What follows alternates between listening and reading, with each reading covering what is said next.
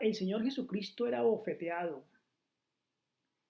era azotado, caminando por ese sendero triste hacia la crucifixión. Sus entristecidos discípulos le seguían a lo lejos, detrás de esa turba homicida, y lo vieron clavado en la cruz, colgado entre los cielos y la tierra. Por lo tanto, sus corazones rebosaban de una angustia al ver a su amado Maestro, con quien habían estado durante 3 años y un poco más, sufriendo como un vil criminal. Cerca de la cruz, los ciegos, fanáticos e infieles sacerdotes y ancianos le escarnecían y se burlaban de él, diciéndole: tú, el que derribas el templo y en 3 días lo reedificas, sálvate a ti mismo. Si eres el Hijo de Dios, desciende de la cruz. De esa misma forma, los príncipes de los sacerdotes, junto con los escribas y fariseos, hacían escarnio y gritaban y decían: a otro salvó, pero a sí mismo no puede salvarse.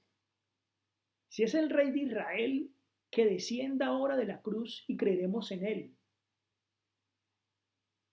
Eso lo encontramos en Mateo el capítulo 27. Pero Cristo Jesús no contestó ni una sola palabra. Y mientras hundían los clavos en sus manos y grandes gotas de sudor agónico brotaban de sus poros, los labios pálidos y temblorosos de ese doliente e inocente exhalaron una oración de amor perdonador en favor de sus homicidas. Padre, perdónalos porque no saben lo que hacen. En ese momento todo el cielo contemplaba esa cena con un profundo interés. Y el glorioso Redentor del mundo perdido sufría la penalidad que merecía la transgresión a la ley del Padre. Esa transgresión que había cometido el hombre.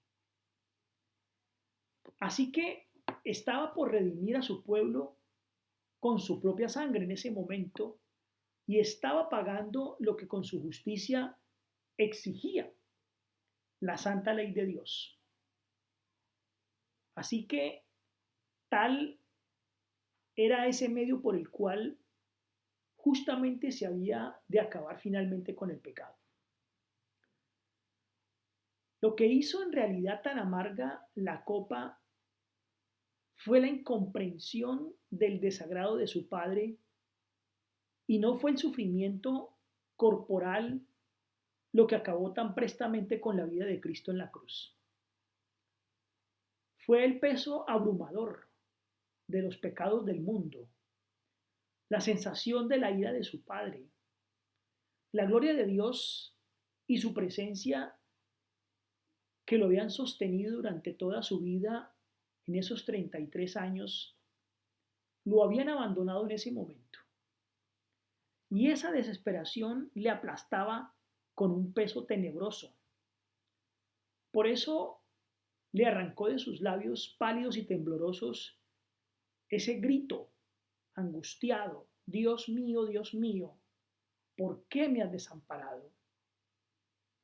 Así que Jesús, unido con el Padre que habían hecho el mundo, frente a los sufrimientos agonizantes del Hijo de Dios, únicamente los hombres ciegos y engañados permanecieron insensibles, como hoy esos ciegos y engañados permanecen sensibles al sacrificio de Cristo en la cruz. Esos sacerdotes y esos ancianos que vilipendiaban al amado Hijo de Dios mientras agonizaba y moría, seguían con su burla mientras el Señor sangraba y perecía. Nos narra la historia divina que la tierra tembló y el sol se negó a contemplar la escena. Los cielos se cubrieron de tinieblas. Los ángeles presenciaron esa escena de sufrimiento hasta que no pudieron más mirarla y se apartaron sus rostros de ese horrendo espectáculo. Cristo moría en medio de la desesperación. Había desaparecido la sonrisa de aprobación del Padre y obviamente los ángeles no se les permitió aliviar ese momento atroz de su maestro, de su líder.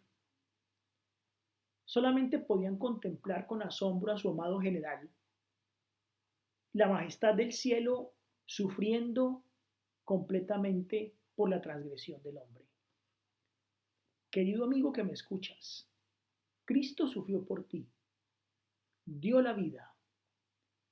No permitas que ese sacrificio sea en vano.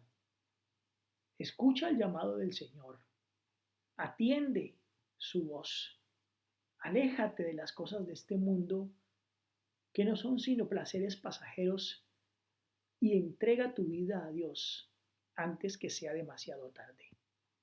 Que el Señor te bendiga.